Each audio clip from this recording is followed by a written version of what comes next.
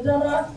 সগীরা কবিরা জাহিরি বাতিনি শিরকি বিদাতি কুফরি যত ধরনের গুনাহ আল্লাহ আমাদের দ্বারা সংগঠিত হয়েছে সমস্ত গুনাহের অনুশোচনা করি